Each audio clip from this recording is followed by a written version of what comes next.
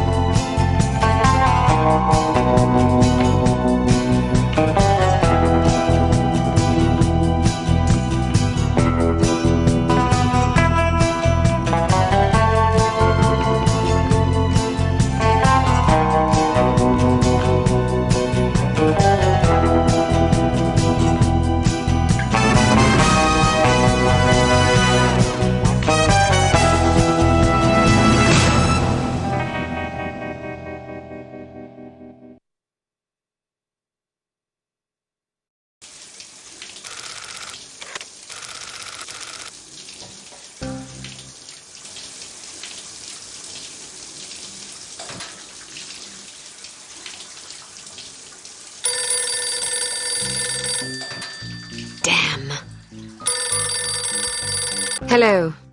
Bruno, how's France? Did you collect any new bullet holes? I know how you love to be shot at. I'm teasing. I'm glad you're not damaged. Did you at least encounter an exotic temptress or two? Really? What was her name? What do you mean you don't remember? That's horrible. Of course, I'm famished. Are you buying?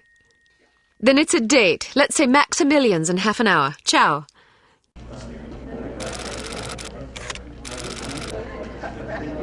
I'm not very happy, you know. It's not like I thought it would be. I never promised it would be as exhilarating as your former trade, only that it would keep you out of jail and make it easier to sleep at night. More wine? You're the first female operative Unity has ever employed. The committee is old-fashioned. They need time to get used to the idea of a woman in this line of work. I know all that. But at this rate, I'll be a bloody grandmother before they give me a real assignment. You can always go back to burglary and pickpocketing if you can't live without excitement. Damn it, that's not what I'm saying. I just want to be challenged. I'm sick of wiretaps. I'm sick of eavesdropping on boring strangers who may or may not pose some trivial threat to international security because they forgot to declare a ham sandwich at Heathrow. I don't have the patience for it. It's not what I'm good at. It's never fun paying one's dues, but we all have to endure a bit of frustration and tedium now and then. Builds character. I think I've paid my bloody dues. Is that what you think? God knows I loathe sermons, but I'll tell you right now that you'll never stop paying your dues. Not ever. I'm sorry you're not happy, but you might as well get used to it. Nobody owes you a damn thing.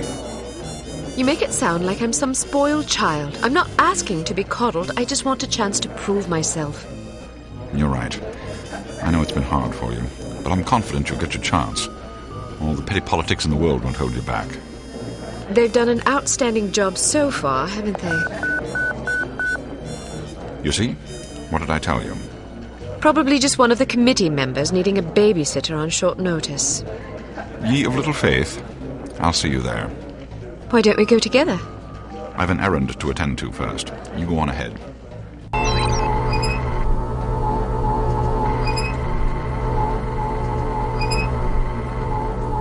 Good afternoon, Miss Archer. They're expecting you in the briefing room.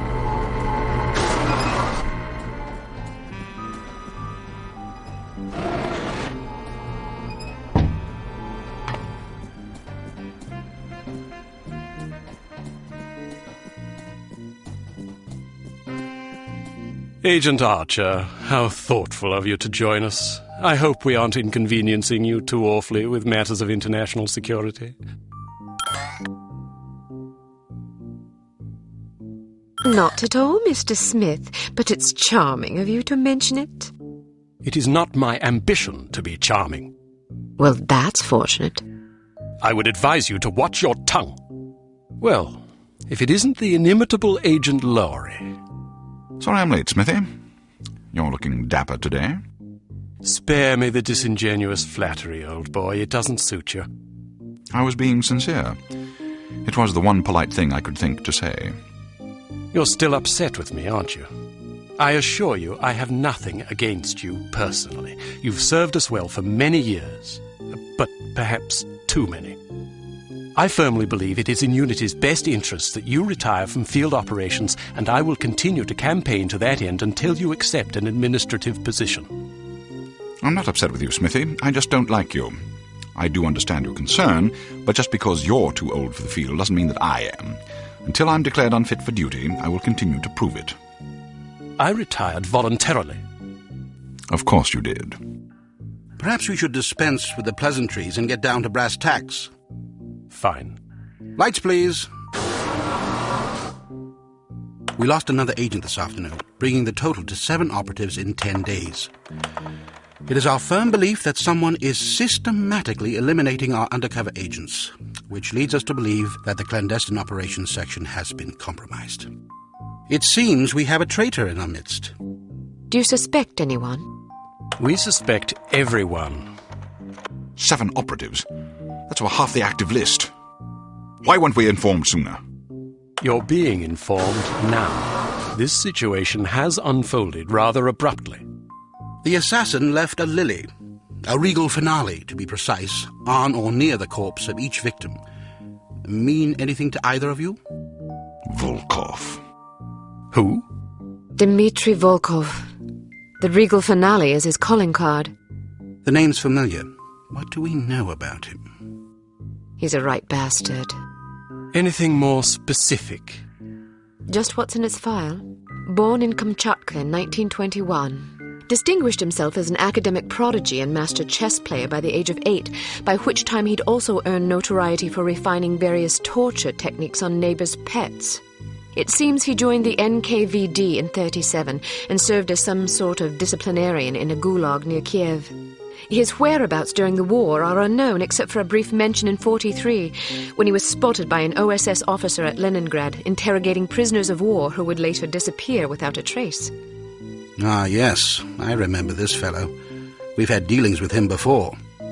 Sometime after the war, he emerged again, this time in the employ of Smersh. He's personally credited with well over 1,000 executions, spies and Soviet dissidents for the most part. In 61, a failed assassination attempt left him without an eye. He was shot in the face at close range by one of our finest agents. You flatter me, but I shouldn't have missed. He escaped by throwing himself off a 70-foot cliff into an icy river. It was presumed that he survived, as no body was ever recovered. In fact, rumor has it, he's currently working for an organization calling itself HARM as Director of Executive Action. I don't have to tell you what that means. What do we know about HARM? Unfortunately, there's very little about them in our files. Well, despite the obvious risks, we still have a job to do. In this case, a very important one. Wet work. Precisely. And after this recent catastrophe, the two of you are our only available assets. To be perfectly frank, Agent Archer, you're only getting this assignment because we've no other choice. Matters of such delicacy aren't really the sort of thing we would usually entrust to a woman. Emotional inconstancy and assassination do not make especially good bedfellows, if you take my meaning. Implicitly. But you shouldn't be ashamed. Administration is a perfectly noble career. I don't think I like your tone. I believe what Agent Archer means to say, Smithy, is that she appreciates the chance, however fortuitous, to demonstrate her abilities as an operative, and that she'll endeavour not to disappoint the committee. Isn't that so, Agent Archer? Aye. That's not what it sounded like to me. Enough of this. Time is of the essence. Stop by the toy shop before you go. They've some new gizmos you might find useful. Don't dally too long, though. Your flight leaves at 6 p.m. Where are we going? Morocco. Agent Archer, what does HARM stand for? I haven't figured that out yet. See if you can't find out. And be careful, both of you.